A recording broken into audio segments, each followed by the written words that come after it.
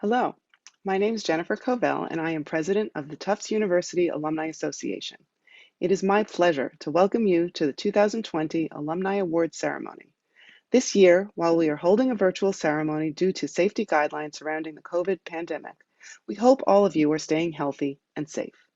To make the most of this online experience, please type comments into the panel to the right of your screen. These will scroll during the event and provide a great way to connect with all of us who are joining as we watch the ceremony together. I'd like to welcome the honorees, their family and friends, fellow alumni, and others from the Tufts community. Welcome also to President Monaco. The Alumni Awards were established in 1941 to celebrate the achievements, service, and dedication of truly extraordinary Tufts alumni. Thank you to the Awards Committee of the Alumni Council for your work in selecting this year's honorees, and to the committee co-chairs, Maria Madison, Peter Broder, and Peter Bronk, for your leadership of this committee. Thank you to the many nominators who throw a spotlight on the amazing work of our alumni. Nominations are accepted year-round, so please continue to let us know if you have a candidate in mind who should be considered for an award. This year's honorees, whose names are listed on the screen, representing many schools and departments at Tufts, are leaders in various industries. Their work has touched the lives of many. They've got wonderful stories to share, so I encourage you to follow up with them after this event. One way to stay in touch with your fellow Jumbos is by updating your profile in the Tufts Alumni Directory. I strongly encourage you to do so. It is now my pleasure to introduce Anthony Monaco, the 13th president of Tufts University. As you may know, Tony joined Tufts in 2011, coming from Oxford University, where he was a top administrative leader, the pro-vice chancellor for planning and resources. Tony also has had a distinguished career in the sciences. A graduate of Princeton University and Harvard Medical School, he has led the pathway of innovation in using genetics to help unravel diseases such as muscular dystrophy and autism. Thank you, Tony, for being with us. Thank you for logging on as we recognize these extraordinary honorees and celebrate with their families and friends, our alumni leaders, and other members of the Tufts community. We are proud of the many achievements of this year's honorees, and we know they could not have done it alone.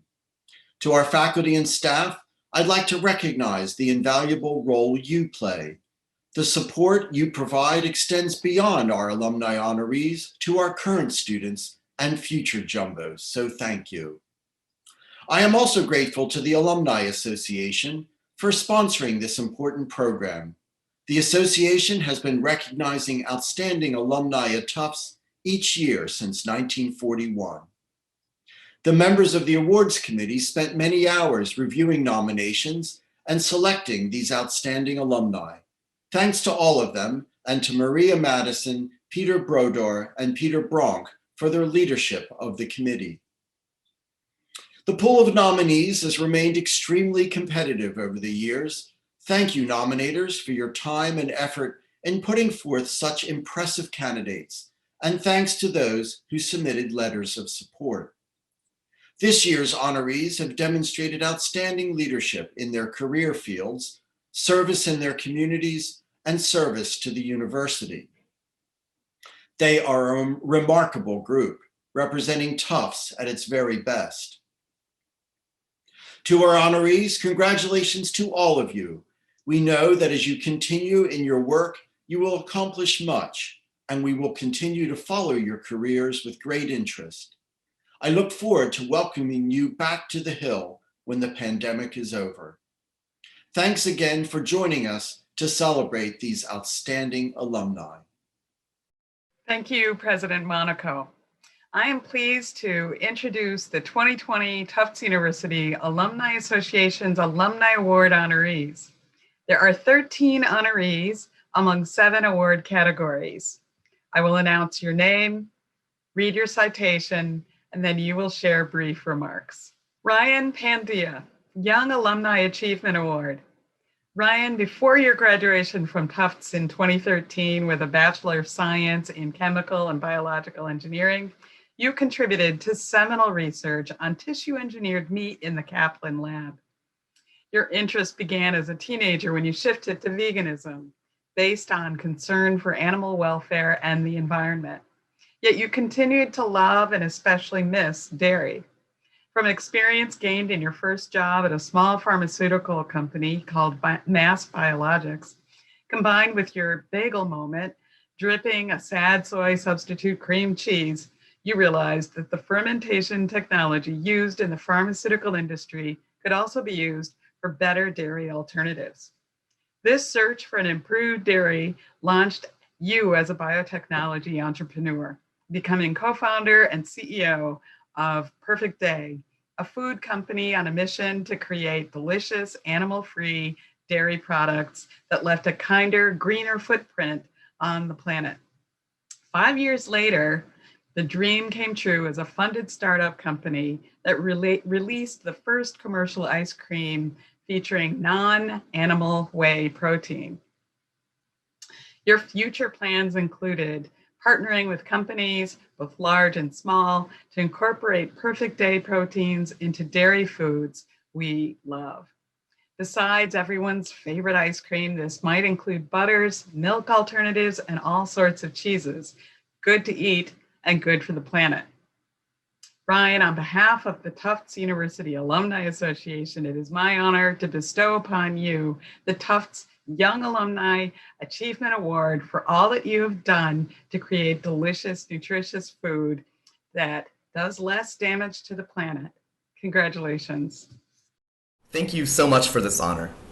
It's incredible to be here with you today, even if by video, and to be recognized alongside such a distinguished group of alumni. If you had told me back in 2009, when I was still a freshman at Tufts, that I'd be one day accepting this Young Alumni Achievement Award, I'm not sure I would have believed you. I might have hoped. In those early days, I wasn't entirely sure what I wanted to do. While I was certain about my passion for engineering, I hadn't figured out just how I wanted to bring it to life as a career.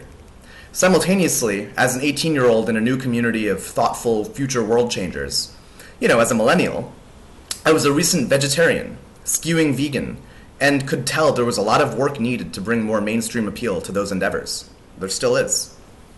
I wondered if, somehow, my engineering background could help. It wasn't until I met Dr. David Kaplan that it clicked.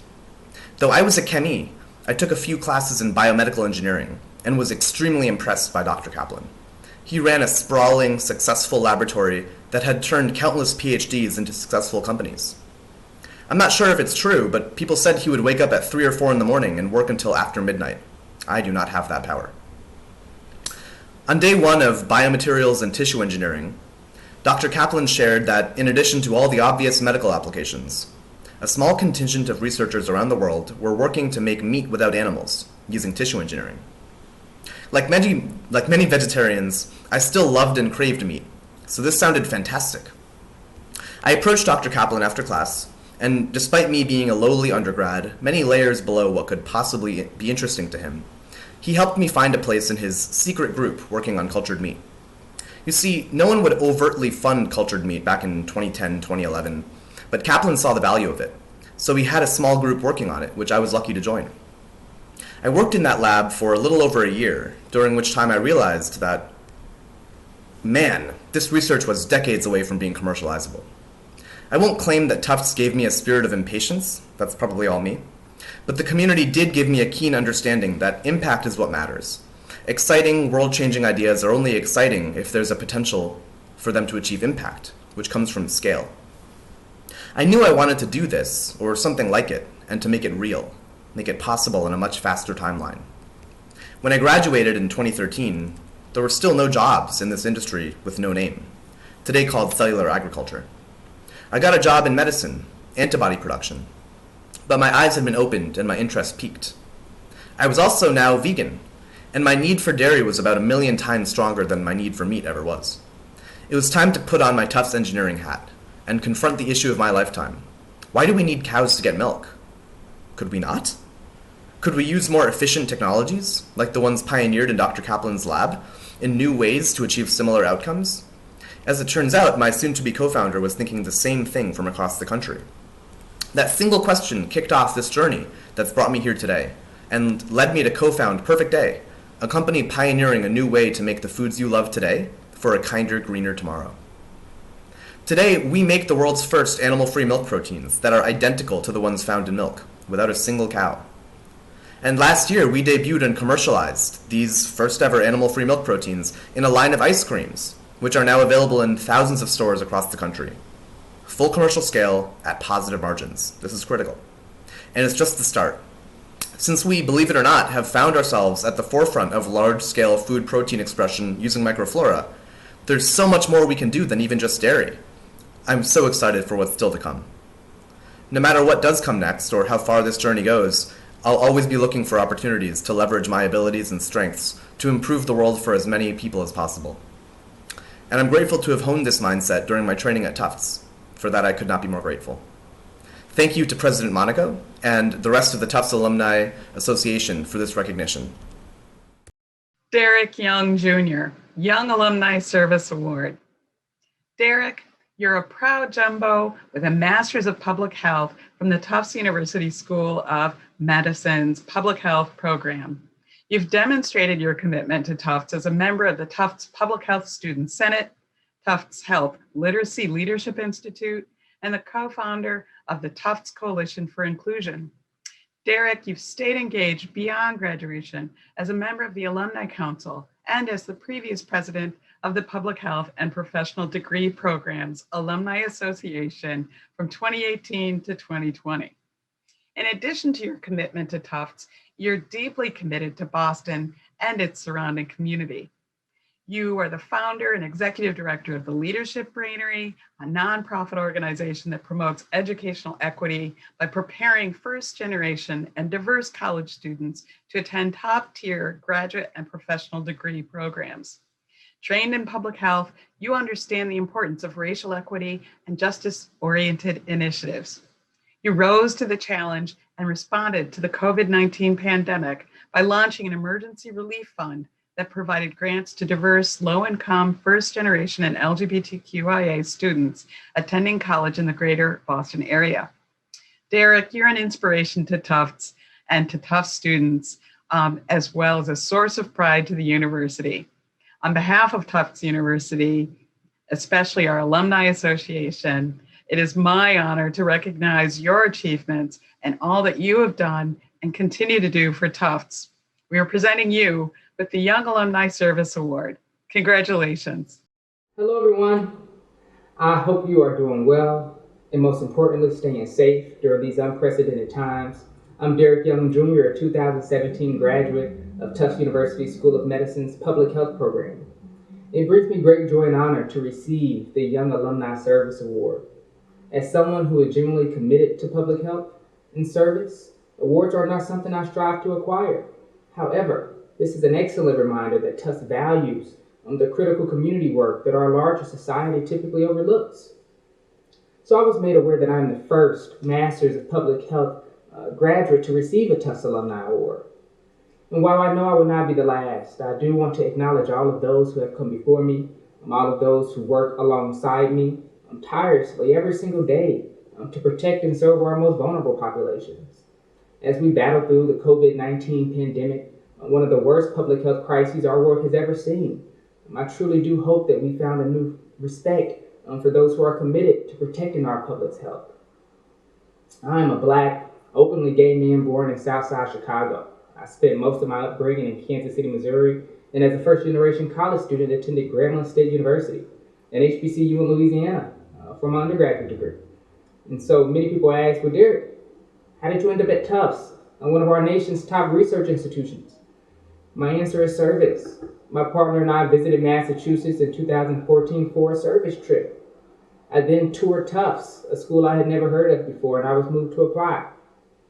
Tufts really has changed my life by adding to my toolkit networks and information that is typically out of reach for people with my background.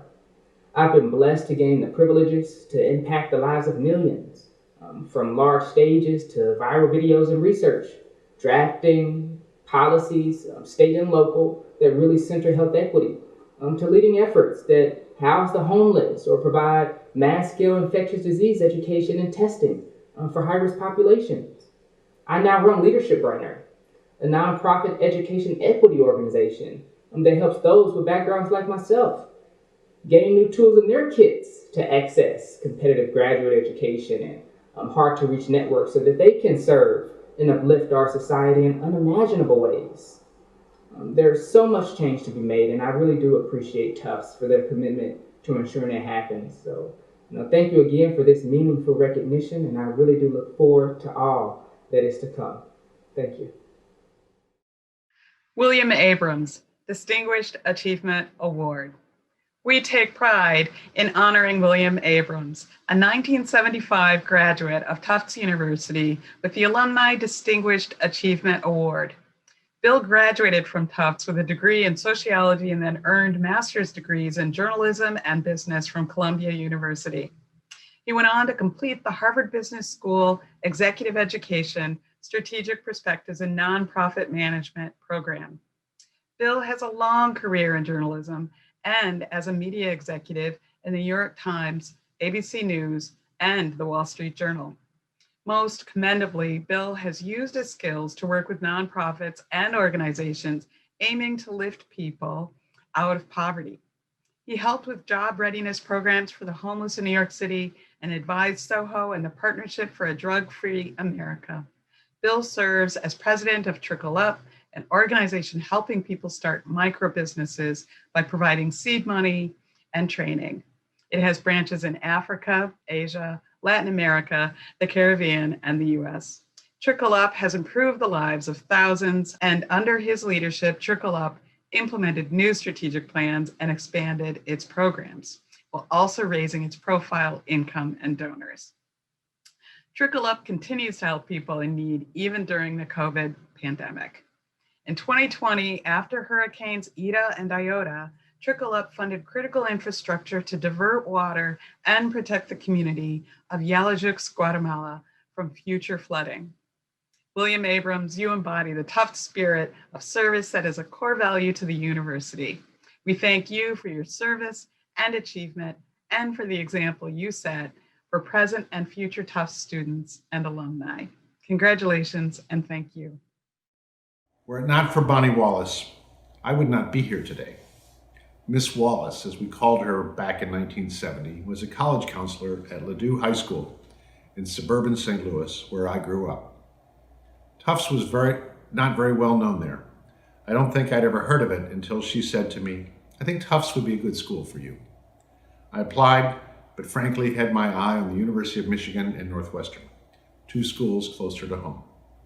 When I visited the Tufts campus with my mom in the fall of 1970, the tour guide didn't show up, and we'd only walked around the upper half of the campus, not knowing that we'd only seen part of Tufts. I remember my reaction was, very charming, but seems quite small. Then in April, my acceptance letter from Tufts arrived. I went back to reread the admissions booklet, no internet then, of course, and no US News rankings, and studied the campus map. "Mom," I announced, "I think we missed half the campus." My Tufts life officially began in September 1971, and it has been an important part of my life virtually every day since. I got the benefits of a classic liberal arts education. I immersed myself in journalism through 4 years of the Tufts Observer, which helped me start on a career that led me to the Wall Street Journal, ABC News, and the New York Times. I made numerous good friends, some of whom remain among my closest friends today. And I was exposed to many inspiring teachers, Jeffrey Movius, Frank Holtzman, Sylvan Barnett, Sal Gilman, and especially Dan Ungen, who was also a friend and a mentor. 15 years ago, I made a sharp turn in my career to join Trickle Up, an international NGO that helps women escape extreme poverty. As an undergrad, I wasn't really an activist, except through my journalism. But when Tufts started Tisch College 20 years ago, with its emphasis on active citizenship, seeds were planted. The most important thing that happened to me at Tufts was meeting Julie Salamon. We had our first date that very first month in September 1971. I knew then that I was going to marry her. Our two children, Roxy and Eli, went on to become jumbos themselves. I promise we did not push Tufts on them. So here I am, nearly 50 years later, grateful in countless ways for the roles that Tufts has played in my life. I am honored to receive this award, along with such other distinguished alumni, and thank the Alumni Association for this and all the great work it does for this great university. Julie Salamon, Distinguished Achievement Award. Julie was an undergrad you never forget, wrote a former professor. She wrote, she spoke, she reported, she investigated, she excelled in all things and left her mark on the 4 years she spent at Tufts. The decades since then have been no less impressive. As an undergraduate, Julie is still remembered as an outstanding writer. She was not only editor-in-chief at The Observer, but also writer-in-chief, penning countless stories with what has become her famous eye for detail, fact-checking, and fairness. Julie went on to achieve a globally distinguished news media career through her writing with The Wall Street Journal and with the New York Times. Along the way, Julie started writing books, which have received great acclaim. So far, her career adds up to hundreds of articles and 11 books, more than 3 million published works. I admire Julie's accomplishments, but I also admire her as a human, writes another classmate.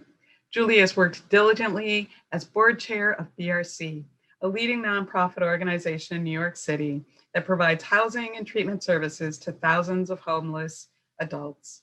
Julie has never forgotten where she came from, writes one of her recommenders. And wherever she has gone and whatever she has accomplished, she has never forgotten her debt to her college. Julie embodies the Jumbo spirit through her dedication to family, community, and career. On behalf of the Tufts University Alumni Association, we are humbled and honored to be able to grant Julie Salamon with the 2020 Distinguished Achievement Award. Congratulations, Julie. When I arrived on the Tufts campus almost 50 years ago, I was a bit pathetic. I'd grown up in Appalachia in a town of 700 people, daughter of immigrant parents. My parents were Holocaust survivors who ended up in this most unlikely place, where mine was the only Jewish family. My father found a new life there, as town doctor to a rural population that had many needs and very few resources. Our family was extremely close. My dad died just 6 weeks before I started college. I'd never been to Boston until the day my sister and mom accompanied me there to leave me at school. I was intimidated, sad, but also excited. I remember walking around campus that first day, looking at the vista from the top of the hill, thinking I'd stepped into the pages of a book, though of course it was a book that had yet to be written. I had wonderful friends back home in my little Ohio town, but only a handful of my graduating class went to college. At Tufts, I was amazed and thrilled, and yes, quite intimidated by how smart everybody seemed. I found professors who woke me up to the world and helped me find my inner passion to be a writer. There was Linda Schaefer in the history department, and Jesper Rosenmeyer, an English professor who would go on to found the American Studies department. Both are gone now. I read that Dr. Rosenmeyer died while walking across the Tufts campus. So appropriate, since that's how I see him, with great fondness in my memory, in his overall blue jeans and clogs. Tufts provided an ethos that promoted academic excellence and public service. Reading about the people being honored here today, I see this wasn't mere lip service. I feel humble sitting virtually among this incredible group of people. Last, but actually first, the most important thing that happened to me at Tufts was meeting Bill Abrams. He convinced me to work at the Tufts Observer, which began my journalism career and introduced me to many friends who remain friends until this day. Later, Bill didn't have to convince me to become his wife. Tufts is deeply embedded in our history. Our poor children didn't have much choice. They too became jumbos and are embarked on careers of service in education and the law. I don't know if I'm a distinguished alumna, but I am a grateful one. Thank you. I will now introduce Peter Brodeur, Awards Committee Co-Chair, who will announce our next 4 honorees. Thank you, Maria. It is with great respect and humility that we grant Xanthe Scharff with the 2020 Distinguished Achievement Award. You graduated from NYU with a degree in International Affairs and obtained your Master's in International Relations and Affairs and your PhD in International Education, Development, and Security from the Fletcher School. You have been a champion of women's rights domestically and internationally, manifested by your creation of Advancing Girls' Education in Africa, AGE Africa, and your current role as the co-founder and executive director of the Fuller Project for International Reporting, a news agency that reports on women in foreign policy and women's rights. Both you and the organization have won numerous media accolades and a stellar international reputation. Dr. Scharff, thank you for fulfilling the jumbo values of philanthropy, advocacy, and leadership that are held so highly by the Tufts Alumni Association. Congratulations. Thank you to Tufts and to Fletcher for this award. In fact, there are two Fletchers, one that you know in the classroom, the other in Muger Cafe. In my first year, I sat in Muger Cafe by the window, calling the Fletcher Mafia to help me get my internship in Malawi. And while I was there, I wrote for the Christian Science Monitor about life on $1 a day in a village, and I focused on a girl who had dropped out of school. The readers were so interested that they sent money to help, and so when I came back to Muger in the fall, I had a charge to support girls' education. Now I took a different seat. It was the table way in the back, the one with the big table, where you can sit and look out across the whole space and see Fletcher's hungry minds, diplomats, journalists, newsmakers, coming together to think about how to better connect our world. They pulled up chairs around my table, and my vision for girls' education became our vision. And with that, we built Advancing Girls' Education in Africa, which 2 decades on is still strong and serving thousands of girls in Malawi. As I traveled the world working for girls' education and then as a reporter, I asked myself constantly why the women I met, the lionesses fighting for women and girls' rights, who had to face down violence in homes, who had to face down mass child marriage ceremonies, why these brave change makers weren't featured in the journalism that I read. And so to answer that question, I co-founded the Fuller Project, to tell their stories and the stories of other women, and to end the gender gap in journalism. Now that gap is wide. Only 1 in 4 of the people that you read, hear, and see in journalism is a woman. And very often, women are pigeonholed into one-dimensional roles in news. Whether it's as family members or as victims, we know that there's so much more. One reason for this is that women still aren't fully at the leadership table, especially Black women and women of color in the news industry. Now, at the Fuller Project, great reporting is at the beating heart of everything that we do, and that reporting has impact. We are the award-winning global nonprofit newsroom that's dedicated to groundbreaking reporting about women. And we tell stories like the story of Kenyan and other women who went to Saudi Arabia to work in homes as cleaners and as nannies. And when COVID hit, were kicked out onto the streets. The agency that brought them there detained them illegally in a basement, restricting their access to food and water. Our investigation, published on the front page of New York Times International, led to that agency being raided by Saudi authorities and all 9 women being repatriated. When COVID broke out, we knew immediately that it would have a tremendous impact on women's economic welfare as well as health. And we were out in front, reporting first in Time magazine and dozens of other outlets to talk about how women's unemployment, physical safety, child welfare would all be impacted by the fact that women would be disproportionately affected by caretaking duties. Now, beyond this, we also have a vision, which is a fully representative news media that spurs gender equity. To get there, we collaborate with hundreds of editors and journalists, and we foster a community that centers women in stories that are steeped in context and history, so readers get the full story and know how we can move forward. Now, a Tufts education explains connections, like the direct connection between women's rights and security in the environment and the economy. And so today I'm asking you to join with me in advancing an understanding of those connections. And here's what I'd ask. When you read the news, question everything you read. When you read the news, demand that you get the full story. And when you're back in Muger Cafe, sit far back where you can see the whole landscape of the players. And then from there, make sure you have many seats open for people to join with you. Thank you. It is a great honor to present Heather Sibison with the 2020 Distinguished Achievement Award for her leadership in the field of Native American law. You are a 1983 graduate of the Jackson College, where you double majored in political science and English, and then went on to earn your JD at Columbia School of Law. You have a long and distinguished career in the field of Native American law. As a partner at Denton's, you serve as chair of the firm's Native American law and policy practice, which focuses on legal issues pertaining to American Indian, Alaska Native, and Native Hawaiian communities.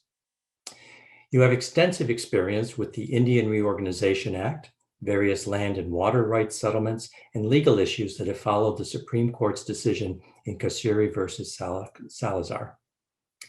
Your practice represents tribes in the tribal state compacting process, the development of intergovernmental services agreements, and federal recognition issues. You help your clients navigate with federal agencies and with the US Congress. Law 360 named your department at Denton's Law Firm of the Year in Native American Law for 2017. Heather Sibison, it is with great respect and admiration that we celebrate your achievements. Thank you for your leadership and commitment to embodying the Tufts spirit of service. Congratulations. Hello, good morning. I am here today because of the kindness of my old friend Ed Ellison, who without my knowledge nominated me for this award. Ed is the glue that has held so many of us together for so many years, and he holds for all of us so many collective moments that otherwise would be lost without his keen memory. I'm grateful to have this opportunity to thank Tufts and the people who make this institution something so extraordinarily special.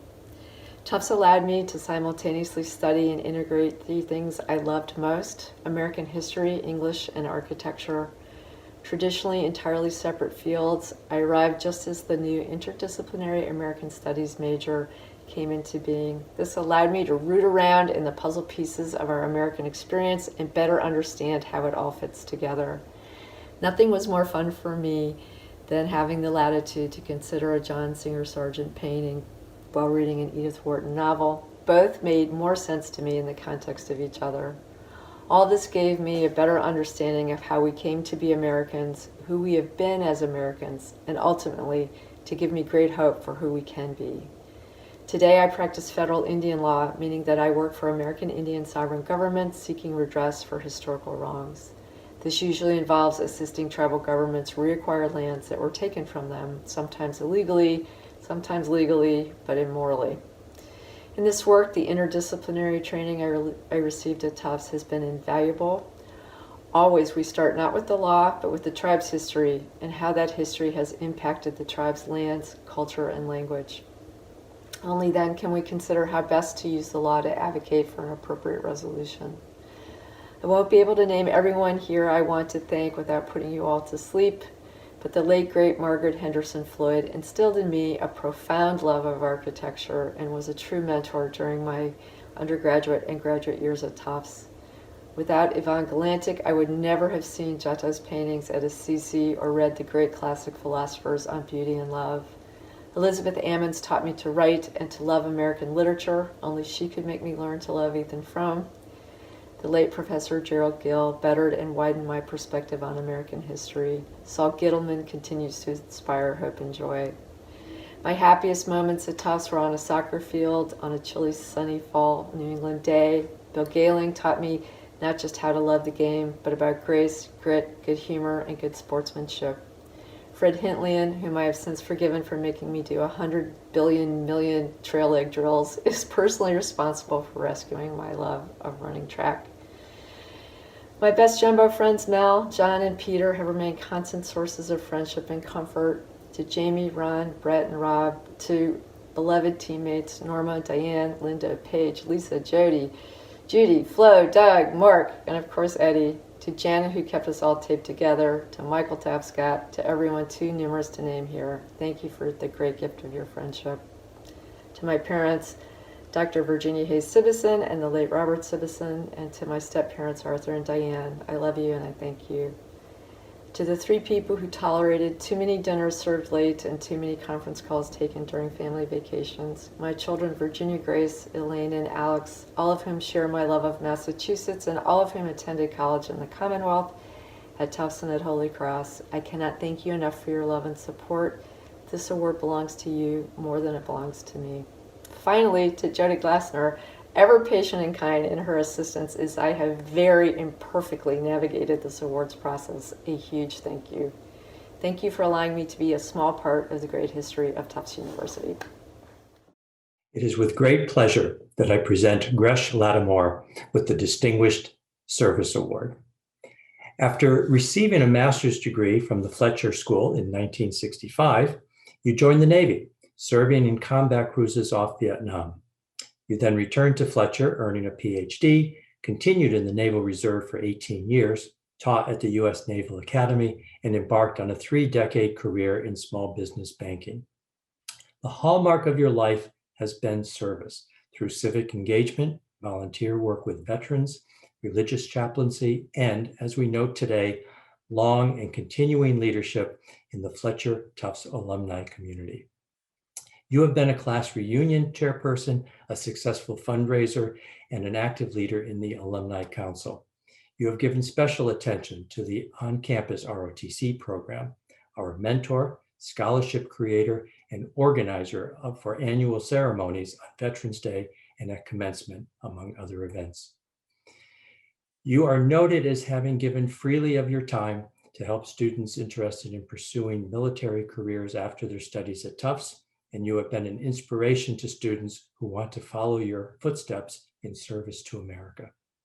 Gresh, on behalf of the Tufts University Alumni Association, it is a great honor to recognize your achievements and dedicated service to Tufts by presenting you with the 2020 Distinguished Service Award. Congratulations. Hello, my name is Gresh Lattimore, Lexington, Massachusetts.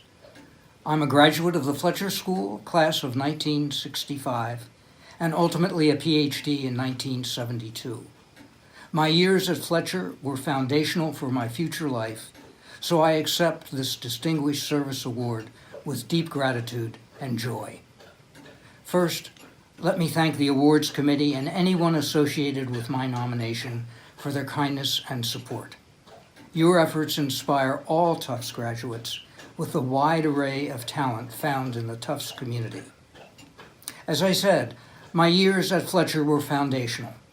In my first year, I met my future wife-to-be, a fetching Jackson co-ed named Nancy Hooker. We've now been married happily for 54 years. Of equal importance was getting to know a group of hotshot Navy officers who were also my classmates.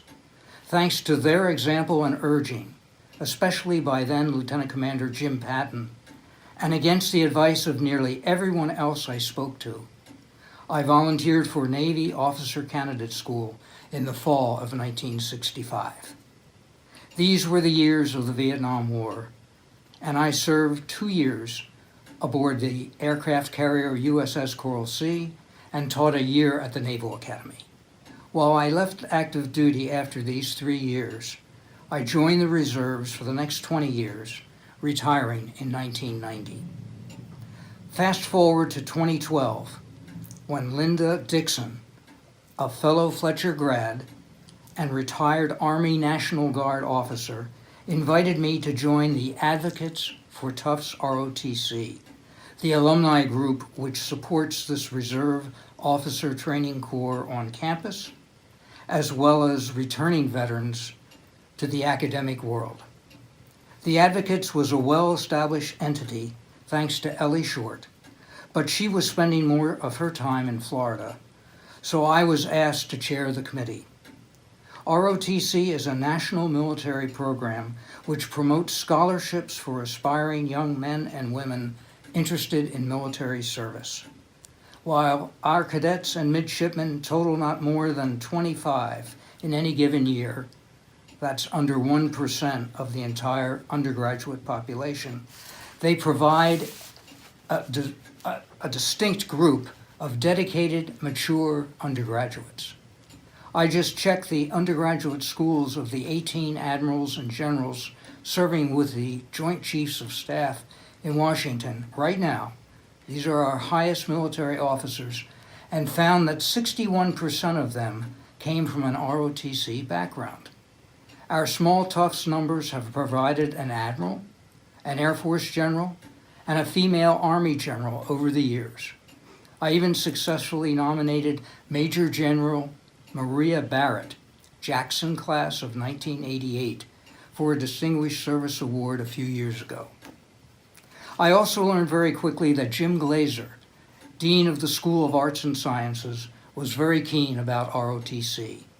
He had spent an educator's visit to an Army post years ago and came away with a great admiration for the military. This translated into his enthusiastic support for the major events of the ROTC year: the September networking breakfast, the Veterans Day ceremonies, the Army ROTC awards ceremony, and the commissionings at commencement. President Tony Monaco even hosted a dinner for ROTC students a few years back. From the Q&A which followed, an ROTC dean was appointed. It seems to me that my best times have always had a military component of one sort or another.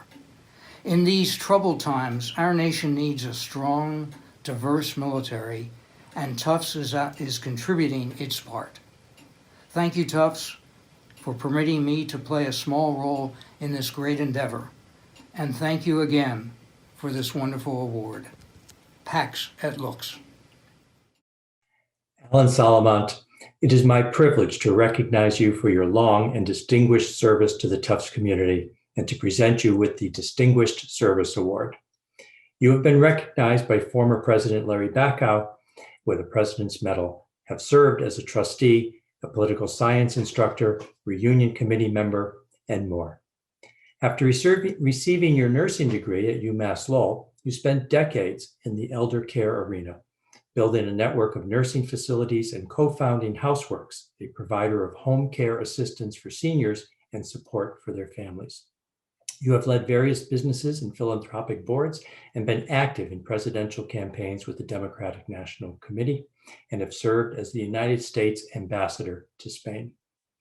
Returning to Tufts as Dean of the Jonathan M. Tisch College of Civic Life, you expanded programs that promote the core values of Tisch, which include equity, inclusion, trust, bold thinking, and transformation. President Anthony Monaco has called you a Tufts treasure who has worked tirelessly to ensure that civic engagement is an integral part of our academic mission. On behalf of the Alumni Council, congratulations on this well-deserved recognition. Good morning, and thanks to the Tufts University Alumni Association for this Distinguished Service Award.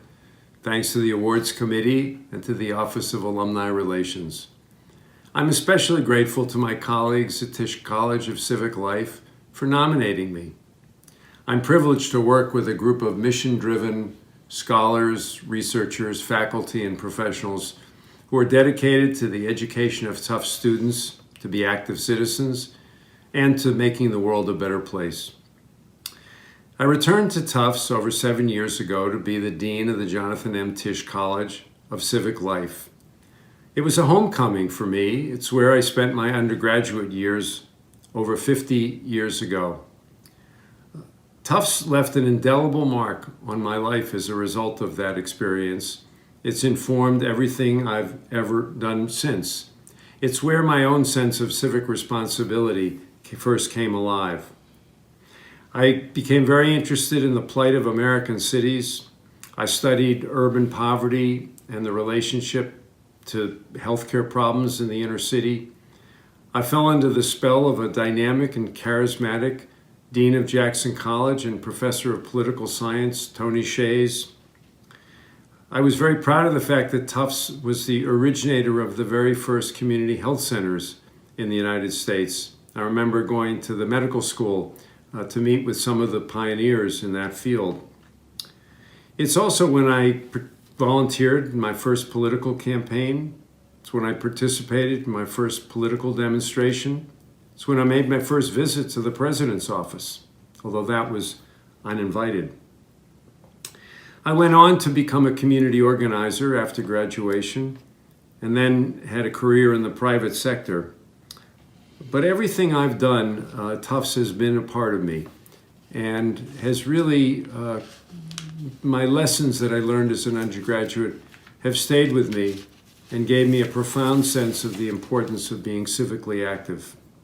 Tufts gave me so much that I've tried to give something back. I served as a university trustee. I was there at the beginning of the founding of the Tisch College over 20 years ago and was the founding board chair. I was a visiting instructor in political science, and I'm the parent of an alumna class of 2008. Now as dean, I'm very proud to lead the Tisch College. It's the perfect capstone to my experience and my connection to Tufts University. The mission of Tisch College is to prepare the next generation of Tufts students, to influence the education of every student at every school, so that every student thinks about how they're going to contribute to their community, to their nation, and to the world. One of the things that gives me the greatest pride is to realize the impact that Tisch College has had on Tufts University, and to appreciate the fact that many students and faculty are drawn to this university because of its commitment and leadership in civic engagement. I hear from a lot of high school students who are interested in applying to Tufts, and I recently read the application of one such student, and I just want to read one excerpt as part of her application.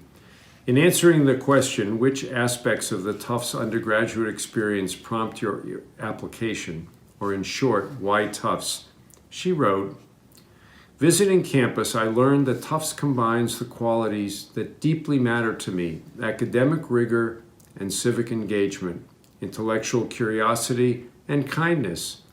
I left with one thought: Tufts feels like me. I'm passionate about public policy, civic engagement, and community service. Tisch College offers everything I'm looking for. I envision myself co-majoring in political science and civic studies and applying to become a Tisch Scholar.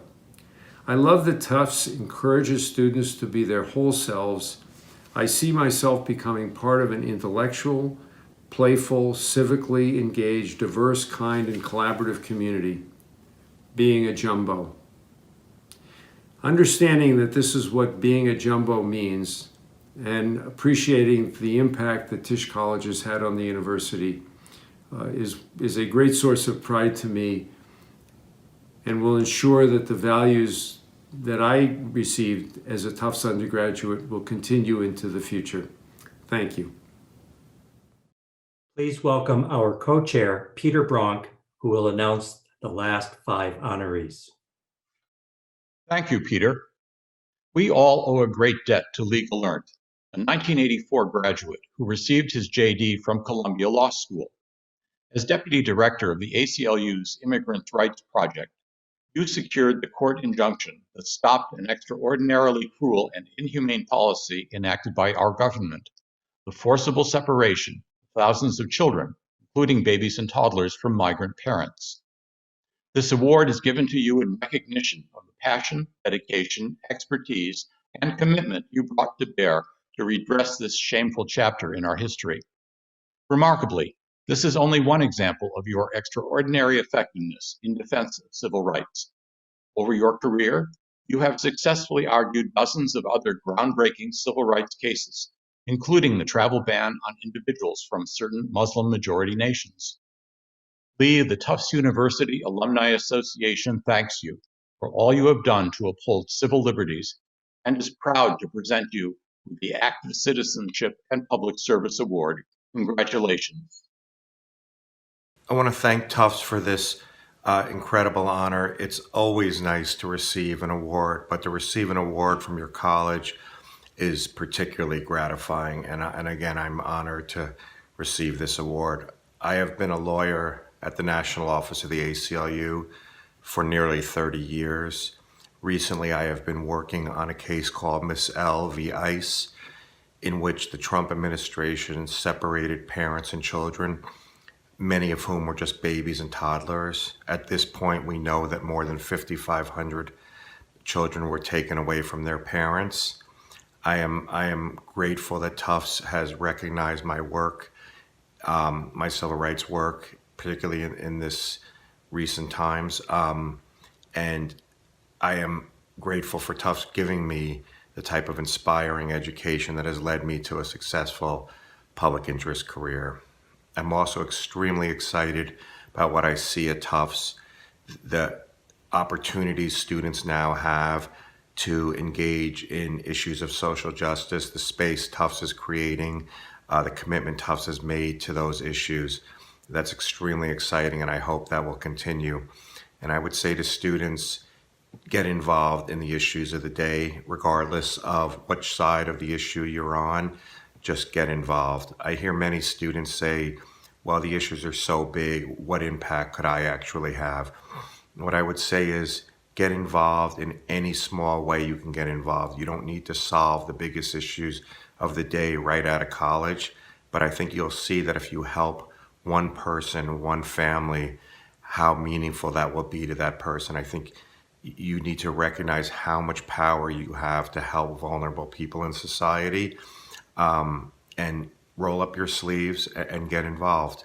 So again, I want to thank Tufts for this incredible honor and for making the commitment it has made over the past years to issues of social justice, and I hope that will continue. Thank you. Nina Smith, you majored in history and received your BA in 1989. You were a member of the Experimental College, Tufts in Madrid, student government, and a member of Alpha Omicron Pi sorority. As an alumna, you have served as a career advisor and participated in the Tufts Entrepreneurial Network. Your journey to humanitarianism started much earlier, when your grandmother taught you about social justice. When you were 8 years old, your cousin Mark told you a story of the Holocaust. First time you understood about the injustices and crimes against the helpless. You realized later that child labor was abhorrent. Nothing was done about it. You were the executive director of the Craft Center, a nonprofit working with grassroots artisans to provide technical support, market access, and other sources of assistance. You are now the founder and CEO of Goodweave International, working to stop child labor in global supply chains by bringing visibility to workers, restoring childhoods, and providing assurance to companies and consumers. Under your leadership, Goodweave has pioneered a system that has directly rescued more than 7,600 children from exploitation and has provided aid, education, and support to thousands of other children in India, Nepal, and Afghanistan. You have spoken at forums around the world and have received many awards for your love and protection of these disadvantaged children. You are a model for caring about the future of all children.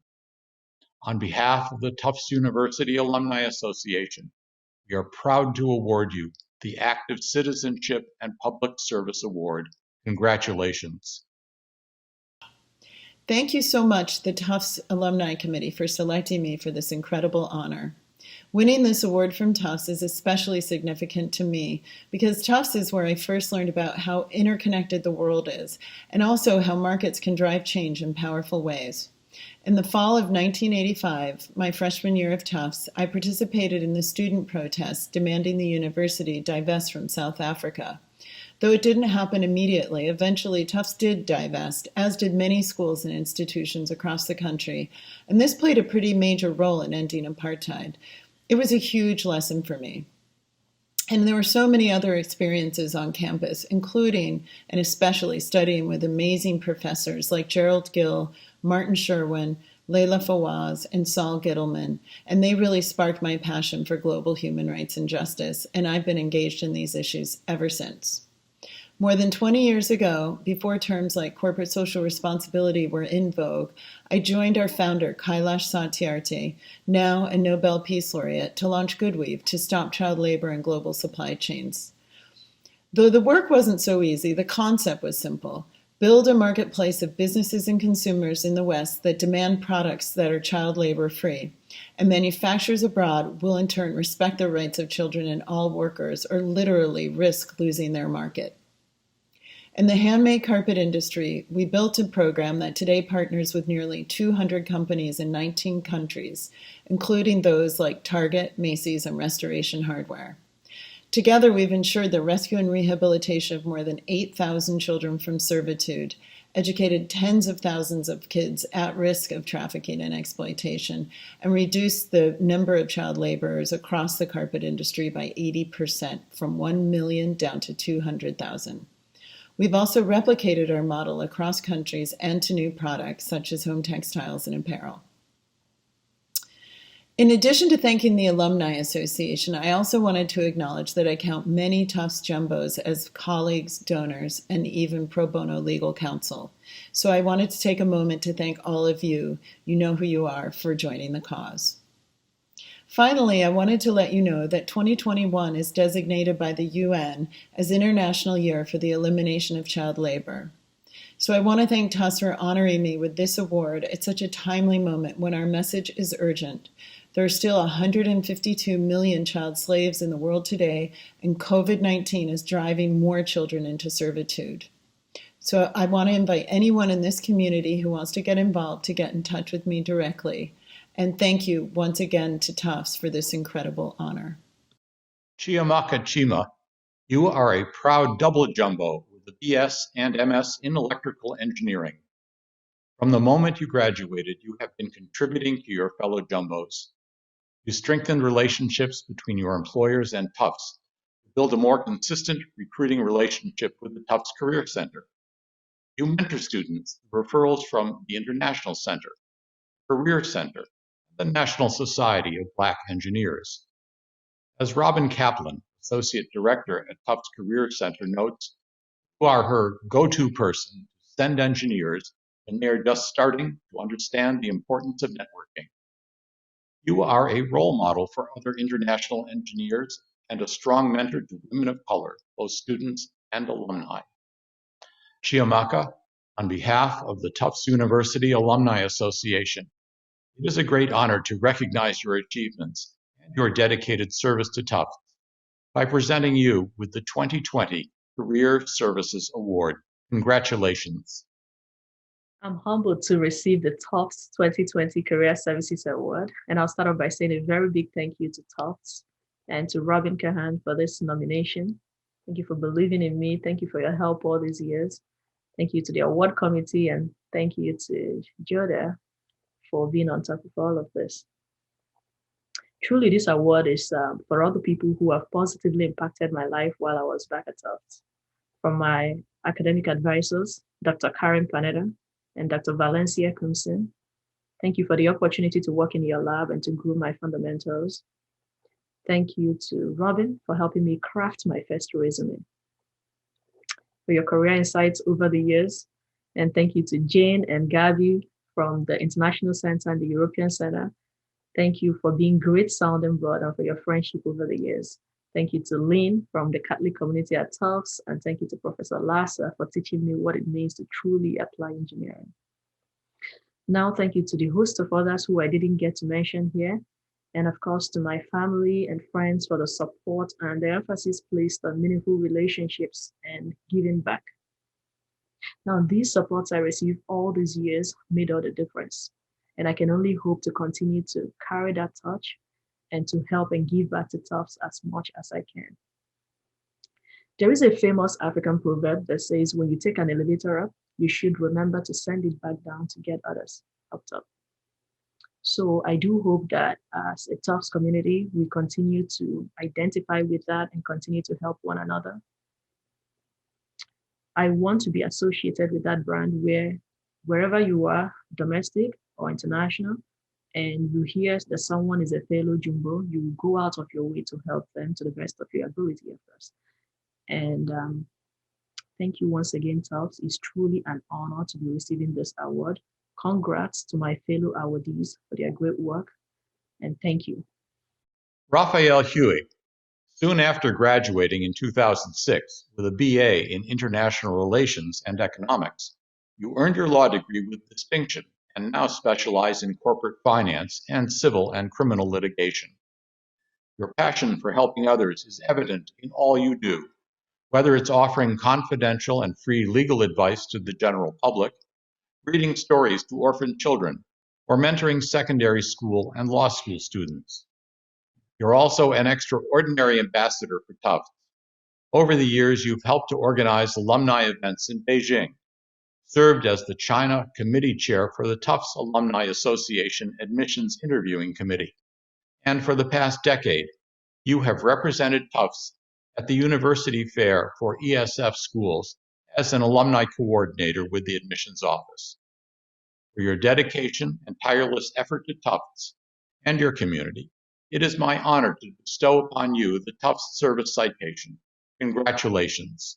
Raphael is unable to be with us via video today, and he has requested that we share these thoughts with the community.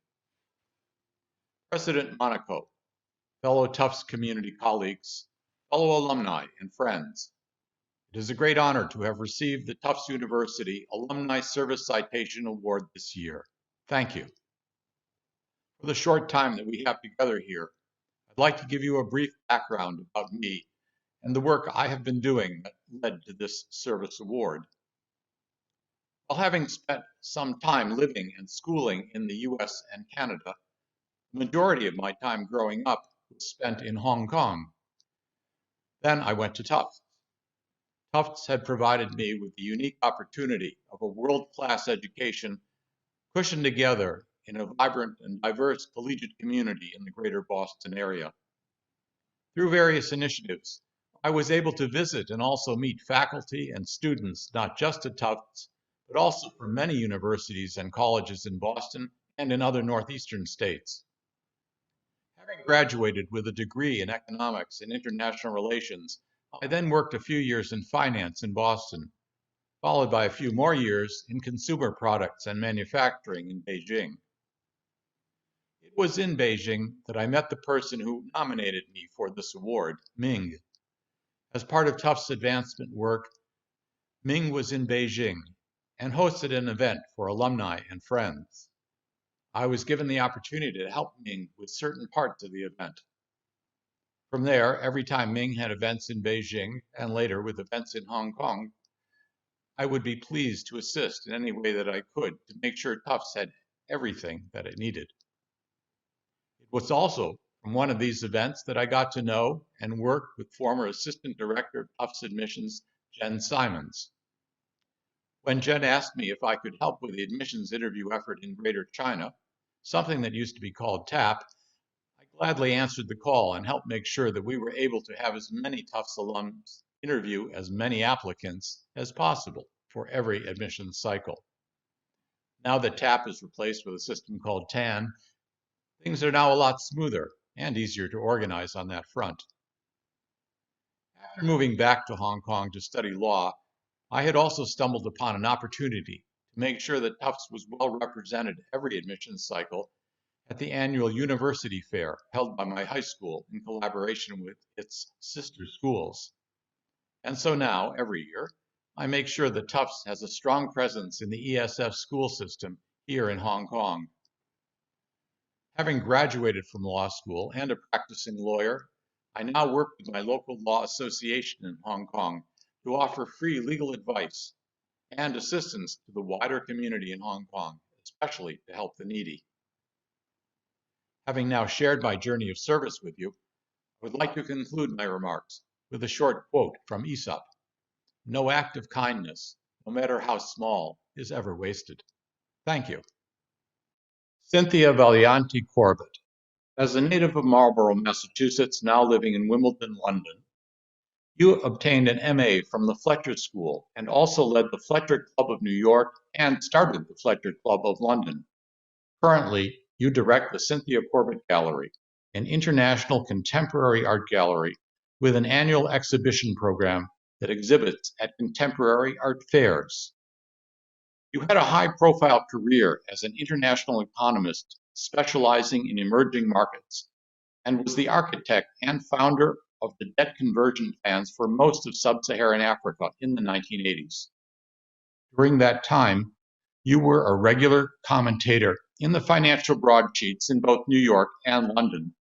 You then trained as an art historian, Christie's Education, before launching your gallery. Identifying trends and supporting fledgling careers of emerging artists and markets led to the launch of the Young Masters Art Prize, a not-for-profit competition open to international and UK-based artists that celebrates artistic skill and innovation with awareness of the old masters and the art of the past. You work closely with the School of the Museum of Fine Arts.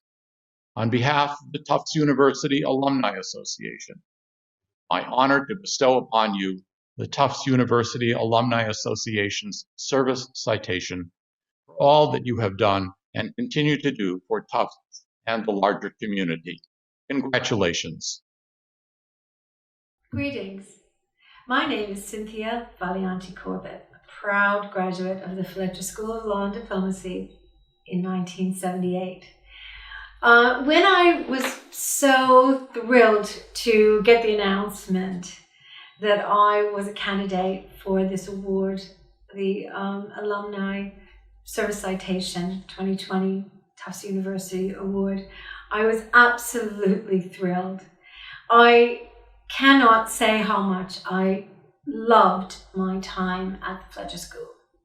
It was actually interesting for me because I was born and raised in Massachusetts and really did not live that far from Bedford, Massachusetts, but didn't know about the world of Fletcher and Tufts. And I was so privileged to be able to study there after my time at the University of Massachusetts, studying political science, living and working in Europe, and then embarking on my adventure at Tufts and Fletcher to study international relations. I'd always loved foreign affairs and the history of the world. And when I embarked at Fletcher, I thought I would possibly become a diplomat or work at the World Bank. I wasn't really sure. But I had a very great experience with a professor called Professor Barnes, who I really adored. And he said to me very early on, I think you'd be great in business. I said, oh, okay, well, what do I do? And he said, well, you know, in the second year while you're at Fletcher, you could take some courses at Harvard Business School, which is what I did.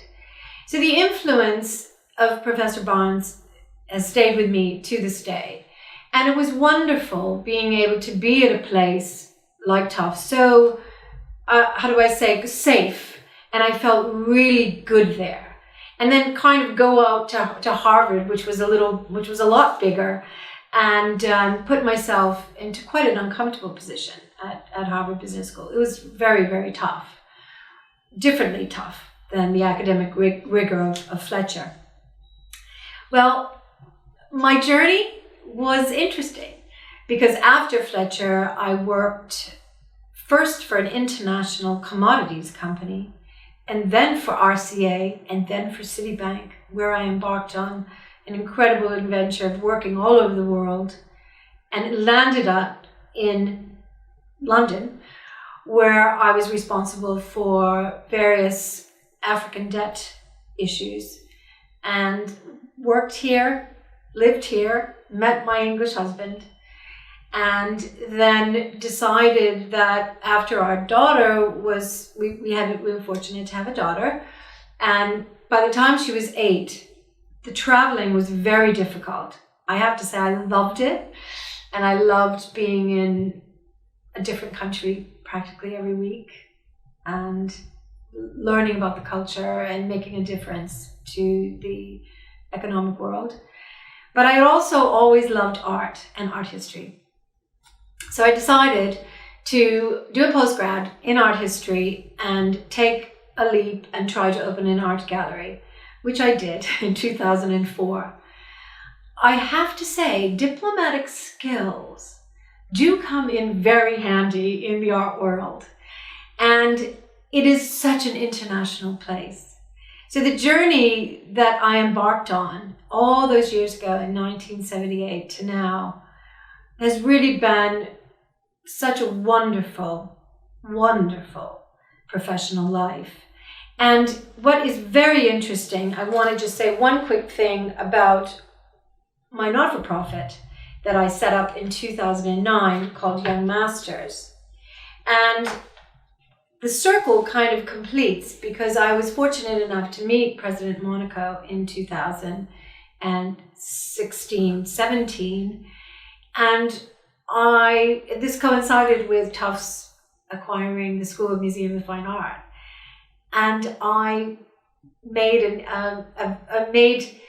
a marketing outreach to the School of Museum of Fine Art about my Young Master program. And not only did some of the alumni and students apply, 2 of them won. And my prize is totally objective. It has a panel of judges. I don't judge. But it's a great reflection on the quality of the university and the quality of its students. And 2 of the winners, one, Xanthe is Iranian, expat in America, and the other is Tamar Almashuk, an expat here in the UK from Saudi Arabia. So how international is that? Well, I wish I could be with you all personally and really talk to you and see you, but I'm sure that after we get through the challenges that we face right now in 2020 and 2021, we will all be together in the Fletcher and Tufts family again. And I just thank you so much for this incredible award. It means the world to me. On behalf of the Tufts University Alumni Association, I want to thank you for joining us for the 2020 Alumni Awards ceremony. We are tremendously impressed by the achievements and passions of our honorees, and we are proud to have you among our ranks. Congratulations to the award recipients, and thank you so much for attending. Have a great day.